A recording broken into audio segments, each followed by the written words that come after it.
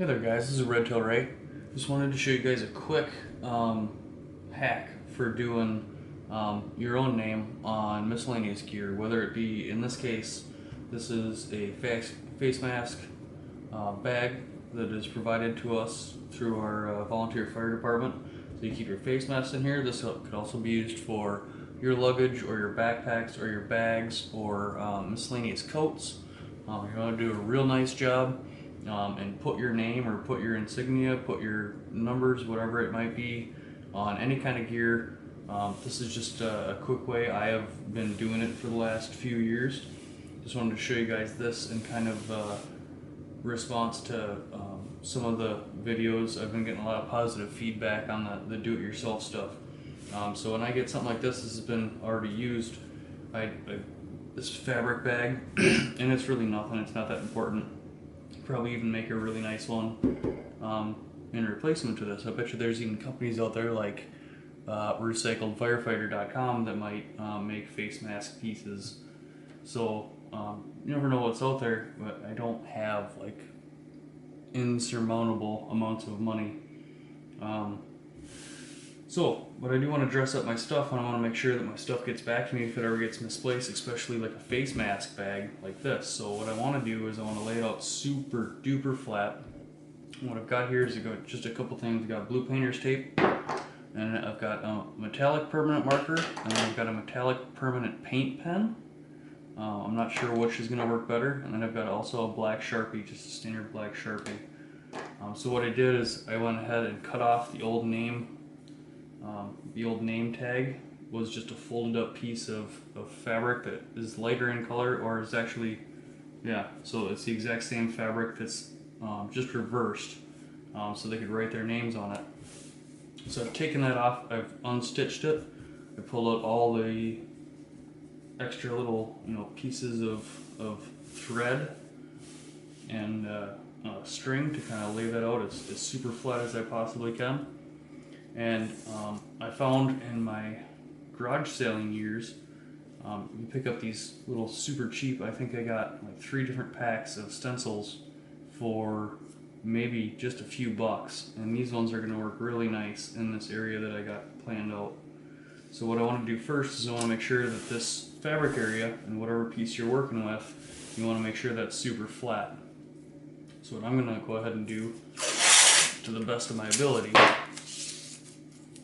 is I'm going to lay some tape over where I want to put these marks, and then I'm going to push out from the middle. I'm going to pull it tight so the fabric is nice and tight, and I'm going to do one here on the bottom too. And I made sure that this is out of the way. I made sure there's no crinkles in here. And this stuff, this blue painter's tape isn't cheap by any means, but it's quite effective when you don't want to leave residue on certain things. So hold in the middle and press to the outside, so it's nice and tight and it's being pulled away from your work area.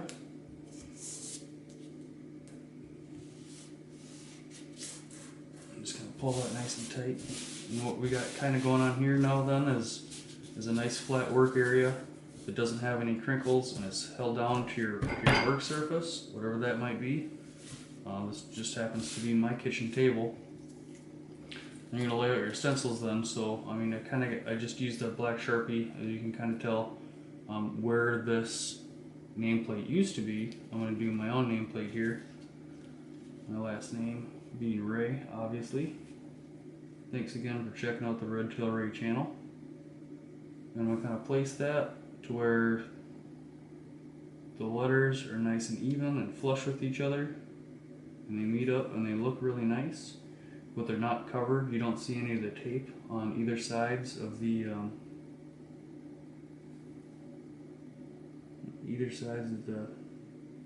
see, like on the top now you can start to see the tape.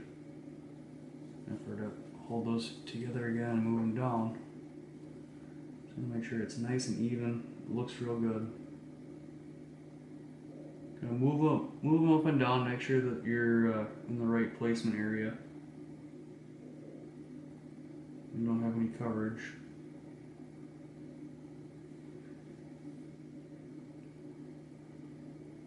think I'm going to do mine right about there. So then, now that this is all set and prepped, we're going to take some more blue tape and we're going to tape your stencils down. And do that in a single piece on the top and the bottom again, sticking the tape to the tape itself nice and tight. And what you can even do is if you're having a little difficulty with that first part and it's not quite stretched as tight as you'd like it, you can take a little extra tape pieces in the middle here and pull that fabric. I'm not sure if you're going to see that. We're going to pull that fabric nice and tight in the middle. You don't want to do it too much, you want to keep it even, because then when you take it off, obviously you don't want that fabric to stretch back. For whatever kind of material you might be using, you don't want it to stretch back and then get all distorted. You want the stencil to look nice. And do it just like that, so it's nice and tight now. So I'm not quite sure yet what's going to work. I wanted to try this. This is a silver leaf pen from Formby's Decorative Touches. This is a propylene glycol monomethyl ether, keep away from heat. This is a paint pen, and it's got kind of a flat tip that's been degraded over the years. And I got some paper here and see how it works. It doesn't look like it's really actually all that nice and fine line like I wanted to. It's not coming out nice and even.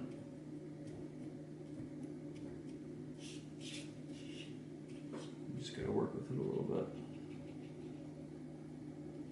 I suppose I could just use this and fill in all the area here. I didn't want to fill in the whole thing though. I just kind of wanted to do the outline.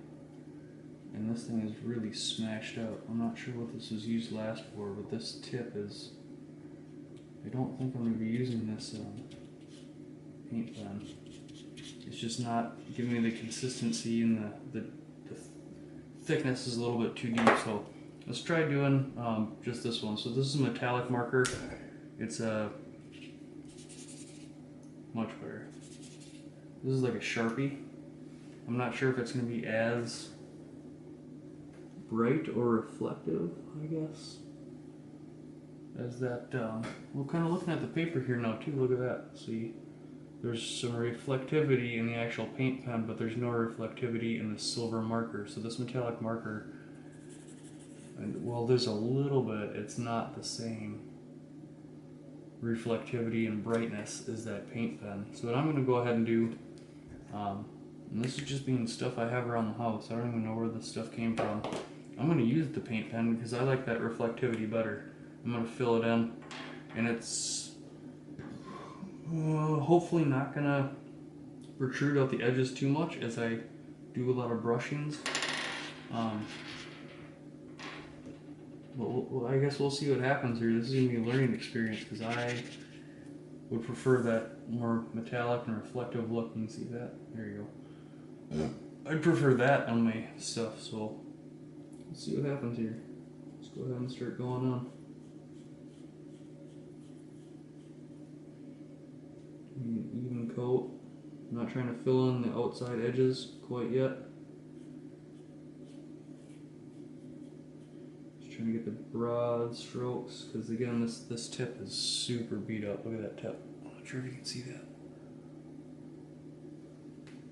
It's not a nice fine line tip. This paint pen has been used before and abused before. Should I just do the outside stuff? Worry about the fine lines and a little bit here. So I'm going to get a nice solid coat on. Again, this is more of a paint pen than a permanent marker now. So we're actually kind of painting on with this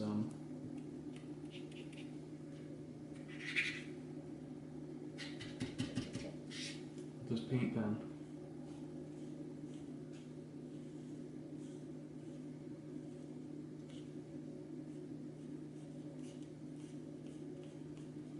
What we're going to go ahead and do is then re-go over everything in a little bit different direction. I'm going to coat that in there. Fill in some of those solids a lot better, and at the same time as when you're kind of doing this, you're going to be pushing those boundaries towards those edges a little bit more and more.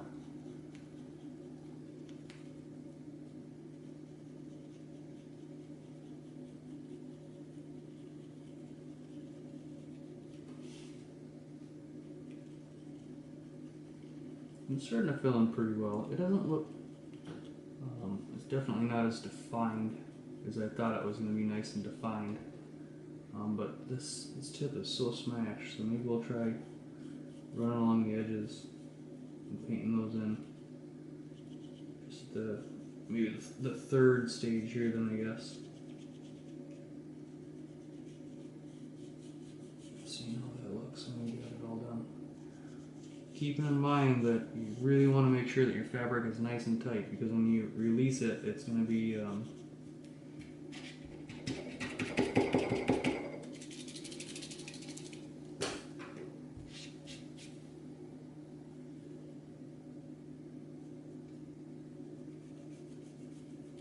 it's going to be pulled back together.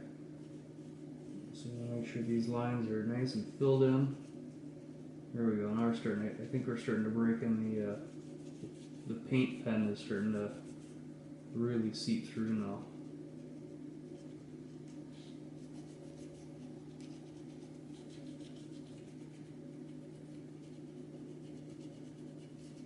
I'm trying to define some of these edges real nice and tight. Get those lines clean.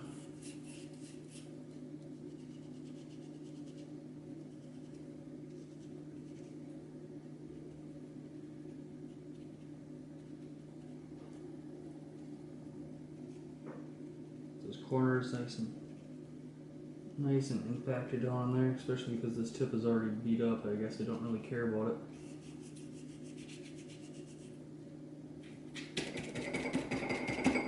Get that paint down in that marker a little bit more.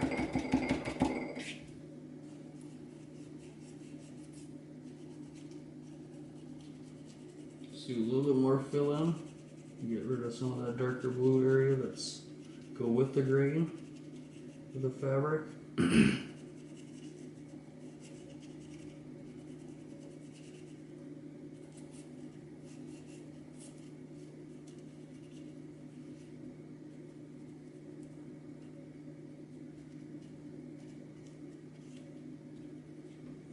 Way up in that A.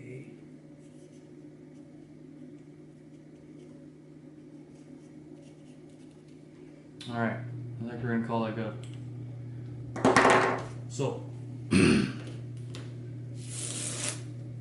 keep your stencils good. Use this blue non-stick tape or your painter's tape. It could be green, it could be frog tape, it could be any of those kind of different tapes. But you don't ruin your little cardboard stencils if you use this kind of tape. So that's always a plus. We're going to take away our stencils and let those dry out because those are still going to be wet. Again, this is paint. We're going to take off our tape, at least these two pieces, and just kind of look what it looks like. Doesn't look too bad. I got little fingernails.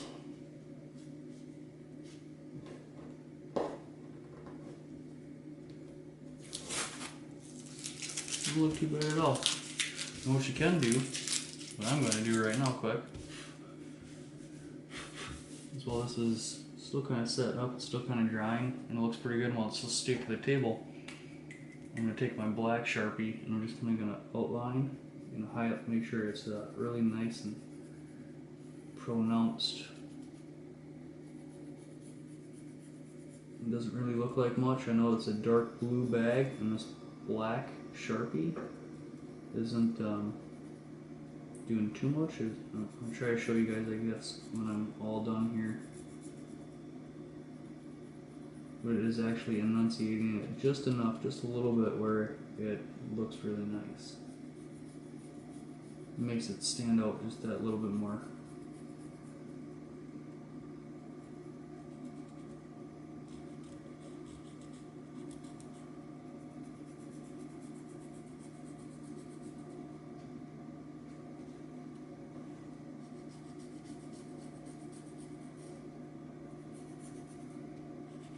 The R, A, and the Y, and we're going to call this video good. So, again, just to wrap up, this is the way I label my gear with my last name. And it's not just firefighting equipment. I do this with my backpacks. If I got fabric wallet I'm going to be rocking, I usually write my information, or at least my name, on my wallet. Different things like that, different applications, but there you go. So you use a Sharpie and you use a metallic paint pen. You can really get a nice, almost professional looking name right on your own equipment. So make sure, of course, if you're using city equipment, public equipment, whatever it might be, that you can do that. You can modify that kind of stuff. Other than that, if it's your own gear, you can just kind of use that as a simple trick or a life hack or whatever you guys want to call it.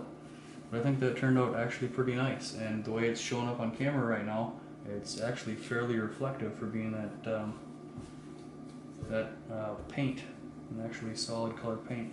If you look on the other side, it didn't even come through except for the sharping marks. So let that sit and dry out and work its way into the fabric as a permanent installation, and there you guys go. Thanks for watching, thanks for tuning in again. I'll see you guys in the next video.